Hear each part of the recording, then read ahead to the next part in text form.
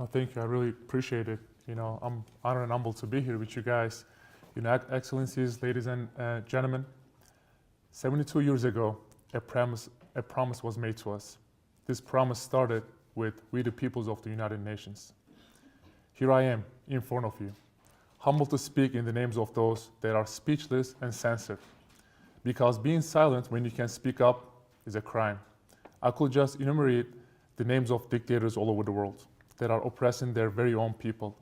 The same ones that are also abusing those international fora and platforms to pretend they are so benevolent and respectful to their human rights obligations.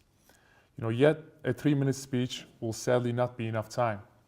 That is why I prefer to focus on the peoples, on the victims, because they are like you and I, the peoples of the United Nations. They are threatening us. They are trying to break us. They are trying to defeat us. And most of all, they're trying to break our unity and solidarity. In other words, they want to divide us. This is why I speak up today, and I look at them in the eye, and I say, try and try again, here we are.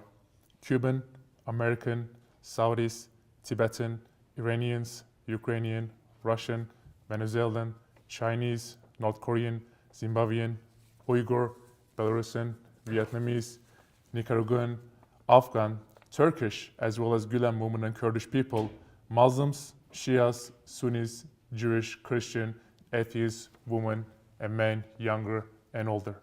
We gather and we speak up all together, united, one and unique voice, and we say no to arbitrary detention, no to enforced disappearances, no to torture, no to censorship, no to corruption.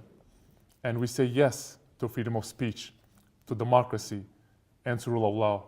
And we won't be silent until our people will be free from oppression and violence. Today, I stand in this room in the United Nations. I am no United Nations expert. I am no lawyer, no diplomat, nor politician. I'm an athlete. But I firmly intend to remind to all United Nations members to promise to their people to prevent wars, to promote and protect freedoms and human rights. And I also remember this friend who was explaining to me that the purpose of the United Nations. She quoted the second Secretary General of the United Nations, Dag, who said the United Nations was not created in order to bring us to heaven, but in order to save us from hell. These words remain as valid today as they were 60 years ago. Yet I would like to make these words mine and say that if the United Nations cannot bring heaven to the people, let's work together to ensure to make lives of those oppressors and dictators hell and to bring them in front of courts. Thank you.